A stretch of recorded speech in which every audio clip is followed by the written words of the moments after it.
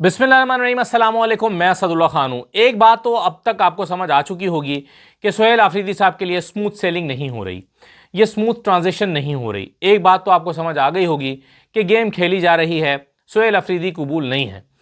अब दो चीज़ें हैं इसमें। एक तो ये है कि वो इस्तीफ़ा कहाँ रह गया, और इस्तीफ़ा मैं आपके साथ शेयर करूंगा कि कैसे जाना चाहिए था, कैसे गया है, क्यों नहीं पहुंचा है, ऑफिशियल तरीक़ाकार क्या होता है, और वो ऑफिशियल तरीक़ाकार क्या इख्तियार किया गया या नहीं किया गया, ऑफिशियल तरीके से रिसीव हुआ या नहीं हुआ, उसमें लकूनास रह गए हैं या रख दिए गए हैं इस्तीफ़े में, और क्या गवर्नर इस्तीफ़े की कबूलियत की राह में रुकावट बन सकते हैं, क्या इस बात के इम्कानात पैदा हो गए हैं। एक तो इस पर ज़रा मैं आपको आपके साथ कुछ चीज़ें शेयर करता हूँ ताकि आपको पिक्चर तो क्लियर हो ना कि भाई वो रूट कौन सा होता है, ख़त जाना कैसे होता है, इस्तीफ़ा पहुंचना कैसे चाहिए था, और क्या वो ड्यू प्रोसेस फॉलो हुआ है दोनों तरफ से या नहीं हुआ। लेकिन पहले मैं आपको ये बता दूं कि असल मसला अटका कहाँ हुआ है। देखिए, अब आपको दो गम हैं। एक गम यह है कि अली मीन गंडापुर क्यों चला गया। आज आपने देखा कि उस सिलसिले में एक प्रेस कॉन्फ्रेंस कर दिया तारा साहब ने, इख्तियार वली साहब ने, और अली मीन गंडापुर साहब की तारीफें हो रही थी।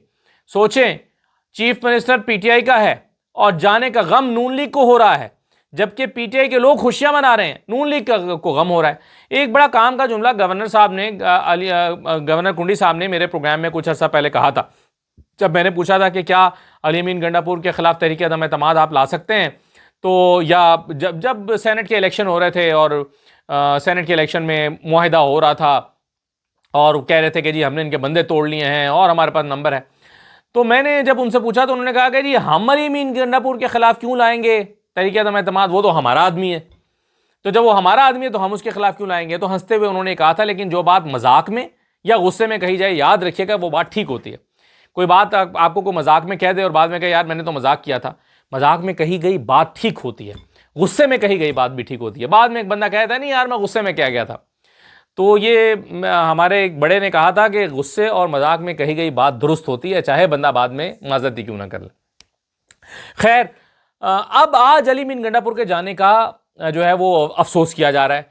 तो भाई फिर अगर इतना ही अच्छा आदमी था, इतना कीमती था, तो उस वक्त उससे कॉपरेट किया होता, उस वक्त उसकी इज्जत रखी होती, उस वक्त उसको कोई सपोर्ट दिया होता, उस वक्त उसके खिलाफ इतना महाज गर्म ना किया होता, और उस वक्त जो है उसका किला मजबूत किया होता। वो तो तब किया नहीं। आज जब वो चला गया है तो गम मना रहे हैं और अफसोस कर रहे हैं कि चला गया और सोहेल आफरीदी आ गया। अच्छा, दो गम है, मैंने आपको बताया। अब आपको एक गम है कि अली मीन गंडापुर हमारा आदमी था या हमारा ट्रस्टवर्दी था या हमारे अच्छे ताल्लुक वाला बंदा था, वो चला गया। और दूसरा गम है कि चलो चला तो गया, लेकिन उसकी जगह कौन आया, उसकी जगह सोहेल आफरीदी आ गया, जिसके बारे में पक्की ठुक्की राय यह है कि वो एंटी है, जिसके बारे में पक्की राय यह है कि वो एक ख़ास मौक़िफ़ रखता है, उसका मौक़िफ़ इमरान खान के मौक़िफ़ से मैच करता है। तो सोहेल आफरीदी कबूल नहीं है। यानी चलो अली मीन गंडापुर गया था तो अली मीन गंडापुर पार्ट 2 लगा देते, कोई ऐसा सियासतदान लगा देते जो कॉम्प्रोमाइज़ भी होता, जो मिली जुली बात करता, कोई दरमियानी रास्ता इख्तियार कर लेता। लेकिन सोहेल आफरीदी तो कबूल नहीं है। अब अगर सोहेल आफरीदी को या तो इसको करो तब्दील, और अगर तब्दील नहीं करोगे तो फिर हम रोड़े अटकाएंगे, फिर हम डालेंगे बीच में कहानी, फिर हम जो है ना वो अपने तरीके इख्तियार करेंगे।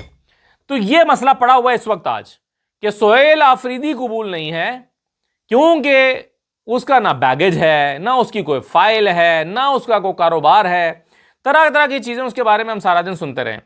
नंबर एक कि जी वो चर्च का कारोबार करता है, उसका कोई कारोबार है ही नहीं।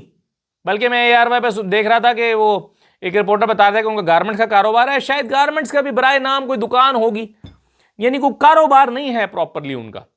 और चर्च का कारोबार, अच्छा फिर एक ये भी आज बात चली कि जी वो तो अफगान शहरी, उन्होंने पाकिस्तान का कार्ड बनवाया हुआ है, सुबहान अल्लाह, ये भी चला दिया।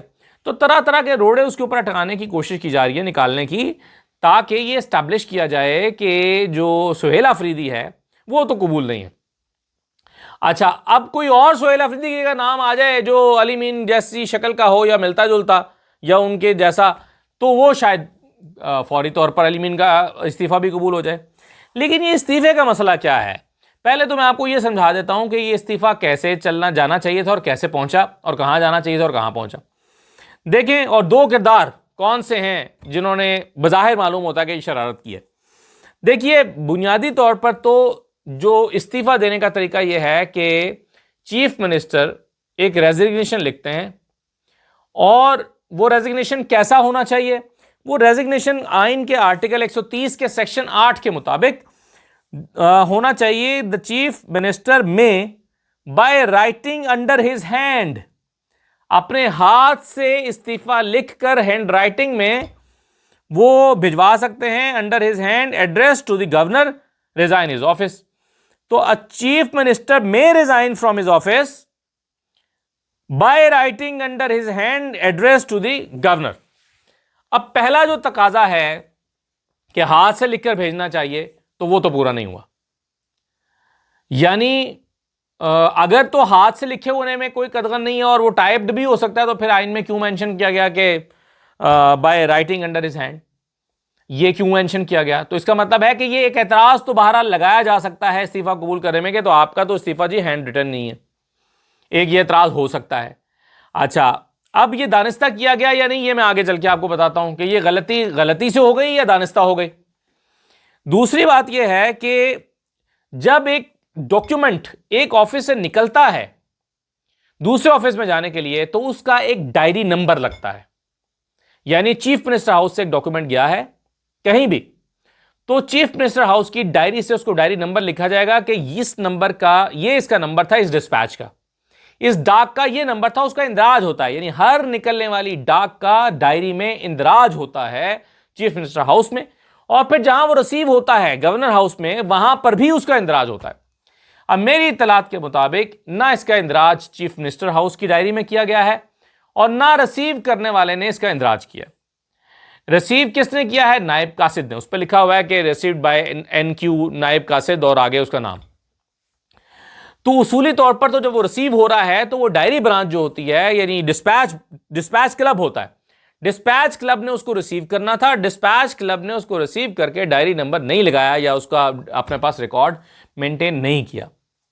तो आप देखें कि पहली गलती यह है कि वो हैंड रिटन नहीं है, दूसरी गलती यह है कि रिकॉर्ड मुरतब नहीं हुआ उसके भेजने का। अच्छा, अब इसका ये क्यों जरूरी है या ये मैकेनिज्म क्यों बनाया गया? इसलिए ताकि वो रिकॉर्ड पर आए कि हाँ ये लेटर चीफ, बसरन अगर फर्ज करें रिकॉर्ड नंबर नहीं है चीफ मिनिस्टर हाउस में, उसका रिकॉर्ड नहीं है, तो वो तो असदुल्ला भी अली मीन गंडापुर के नाम से साइन करके भेज सकता है, तो उसका रिकॉर्ड कैसे चेक होगा? वो तो कोई भी दूसरा शख्स भेज देगा ना, तो रिकॉर्ड कैसे पता चलेगा कि भाई ये वहीं से आया है और वहीं गया है? तो इसलिए दोनों जगहों पर उसका रिकॉर्ड मेंटेन किया जाता है। लेकिन अगर ये प्रोसेस फॉलो नहीं हुआ तो क्यों नहीं हुआ? अब मैं आपको उन दो शख्सियात के बारे में बताता हूं जिनसे अली मीन गंडापुर ने मशवरा किया। आपको याद होगा कि जब शाम हो गई थी, इमरान खान का फैसला शाम में आया, दोपहर में यानी सपहर में, और फिर रात के 7, 8, 9 बज गए, 10 बज गए। सवाल हो रहा था कि भाई इस्तीफा क्यों नहीं आ रहा, अली मीन गंडापुर क्या कर रहे हैं? तो उस वक्त टीवी पे खबरें चली थी कि अली मीन गंडापुर ने चीफ सेक्रेटरी और अपने स्टाफ को मुशावरत के लिए इस्लामाबाद तलब कर लिया है। किस चीज़ की मुशावरत थी? उस वक्त जाहिर है कई चहमगोइयाँ हुई कि क्या करना चाहिए, इस्तीफा देना चाहिए या नहीं देना चाहिए। क्या ये मुशावरत करनी थी, या ये मुशावरत करनी थी कि इस्तीफा कैसे देना चाहिए? क्योंकि अली मीन गंडापुर ने पहले इस्तीफा दिया हुआ नहीं है कभी चीफ मिनिस्टर के ओहदे से, तो ऐन मुमकिन उन्हें पता ना हो और उन्होंने अपने स्टाफ से मशवरा करना हो कि भाई बताओ कैसे इस्तीफा देना है, इसका तरीकाकार क्या होता है। तो फिर जिन दो शख्सियात ने उनको आकर समझाया या बताया या मुशावरत जिनसे हुई, उनमें से एक का नाम है शहाब अली शाह जो कि चीफ सेक्रेटरी हैं, और दूसरे हैं आबिद मजीद जो एडिशनल चीफ सेक्रेटरी हैं और प्रिंसिपल सेक्रेटरी भी हैं चीफ मिनिस्टर के। अब ये वो दो शख्सियात हैं जो वसी तजर्बा रखते हैं, जिन्होंने घाट घाट का पानी पी रखा है, जिन्होंने दुनिया देख रखी है, जिन्होंने इस तरह के मामलात को हैंडल कर रखा है, वसी तजर्बा रखते हैं। इन दो शख्सियात ने अगर चीफ मिनिस्टर को मशवरा नहीं दिया कि आपका आइन के मुताबिक इस्तीफ़ा हैंड रिटन होना चाहिए, और नहीं कहा कि इसको इस प्रोसेस के थ्रू जाना चाहिए, तो फिर इसका मतलब है कि ये गलती जानबूझकर की गई है, या इसका इम्कान हो सकता है कि ये गलती जानबूझकर की गई। इसका इम्कान हो सकता है कि ये सहवन किया गया है कि जानबूझ के इसमें लकूना छोड़ दो ताकि मामले को डिले किया जाए। हो सकता है कि उस वक्त चीफ मिनिस्टर के जहन में भी यही हो कि अभी लटकाया जाए, क्योंकि उस वक्त अली मीन गंडापुर के जहन में यह था कि खान को कन्विंस किया जाए, पैगाम भेजा जाए, एक और मौका मांगा जाए, एक और दफ़ा उनसे कहा जाए कि खान साहब, उस वक्त पहले दिन उनके शाम के वक्त उनके जहन में था और उनको मशवरा दिया जा रहा था कि खान को मना लेते हैं, खान से कहते हैं कि एक मौका और दे दें। खान से कहते कि अपने फैसले को वापस ले लें, लेकिन खान नहीं माना। फिर जब रात को चीफ मिनिस्टर ने देख लिया अली मीन गंडापुर ने कि खान नहीं मानेगा और वो डट गया है, तो उन्होंने इसी में बेहतर समझा कि ठीक है अब हमें इस पर इंसिस्ट नहीं करना चाहिए। लेकिन जब ये फैसला लिया जा रहा था कि इस्तीफा कैसे देना है, तो ऐन मुमकिन है कि उस वक्त यही सोचकर इस तरह का इस्तीफा दिया गया हो कि उसमें लकूना छोड़ दिया जाए कि अगर कबूल करने वाले को भी कोई उज़र पेश करना हो तो उसको पास उज़र मौजूद हो। अब आप देखें कि जो फैसल कुंडी साहब ने कहा, एक तो इसको डिले करना मकसूद है। फैसल कुंडी साहब आज इस्तीफे का मसला हल किए बगैर इस्लामाबाद आ गए और शाम में एक मैच देखते रहे। वो एक फुटबॉल मैच में मौजूद थे और फुटबॉल मैच में शायद चीफ गेस्ट थे और वहाँ पर बैठकर वो मैच देखते रहे फुटबॉल मैच में, और उन्होंने ये इस्तीफे का मामला नहीं निपटाया। इससे जाहिर होता है कि अली मीन गंडापुर अभी इस्तीफे के मामले को लटकाना चाहते हैं। और उन्होंने बयान क्या दिया? उन्होंने बयान दिया कि जी मुझे ऑफिशियली इस्तीफा मौसूल नहीं हुआ, यानी इसका मतलब है कि अनऑफिशियली मौसूल हुआ है। उन्होंने कहा कि जी ऑफिशियल तरीके से मुझे इस्तीफा मौसूल नहीं हुआ। इसका मतलब यह है कि जिस तरीके से मौसूल हुआ है वो तरीका ठीक नहीं है। तो बहरहाल अभी तक खबरें यही चलवाई जा रही हैं कि जी इस्तीफा नहीं आया, इस्तीफा नहीं आया। तो अब जिस तरह का इस्तीफा भेजा गया है उसमें अगर गवर्नर चाहें तो उसको डिले कर सकते हैं, उनके पास जवाज मौजूद है या उनको जवाज फराहम कर दिया गया है कि आप जो है वो आपका इस्तीफा ठीक नहीं है। और डिले का मकसद क्या है? दो चीजें। एक, पहले ये बात यह है कि ठीक है तुमने अपना चीफ मिनिस्टर रखना है तो रखो, लेकिन सोहेल अफरीदी की जगह कोई और बंदा लगाओ। सोहेल अफरीदी नहीं चाहिए।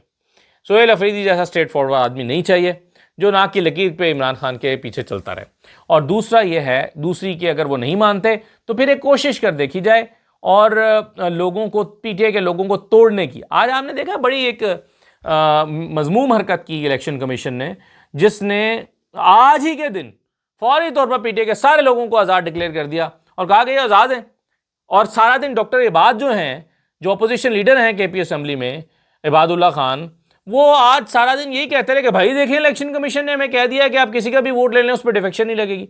यानी उसी को दलील को इस्तेमाल करते रहे सारा दिन मीडिया पर, टीवी टॉक शोज में, मेरे शो में भी आए हुए थे। तो उसमें उन्होंने कहा कि देखें जी इलेक्शन कमीशन ने कह दिया है कि आप आज़ाद हैं, यानी किसी को भी वोट कर सकते हैं, तो हम क्यों नहीं कोशिश करेंगे? हम कोशिश करेंगे कि पीटीआई के लोगों का ज़मीर जगाएं और उनसे कहें कि देखो सूबा बर्बाद हो रहा है, देखो पीटीआई ने सूबे को तबाह कर दिया है, आओ हमें वोट दो ताकि हम इस सूबे को बनाएं, संवारें, निखारें, तुम्हारा सूबा जो है वो तरक्की करेगा। तो हम तो ये लोगों को कायल करेंगे। तो अब ये सारी कहानी लेकर जो है वो इसके गिर्द एक हाला बनाया जा रहा है और कोशिश की जा रही है कि जो इस्तीफ़ा है उसको कम अज़ कम डिले कर दिया जाए कबूल करने में, और इस सारे प्रोसेस को ही डिले कर दिया जाए। आज अली मीन गंडापुर साहब ने जो गुफ्तगू की है उसमें उन्होंने एक बात तो ये कही कि सोहेल मेरा छोटा भाई है और सोहेल जो है वो मेरी पूरी सपोर्ट है इसके साथ। ये उन्होंने ठीक किया, उनको यही करना चाहिए था। लेकिन साथ साथ उन्होंने एक और सिग्निफिकेंट बात की। उन्होंने कहा कि अगर मुझे दोबारा भी कहा जाएगा कि ये चार्ज संभाल लो तो मैं नहीं संभालूंगा, और अगर मुझे इमरान खान खुद भी कहेंगे कि ये संभालो तो मैं नहीं संभालूंगा।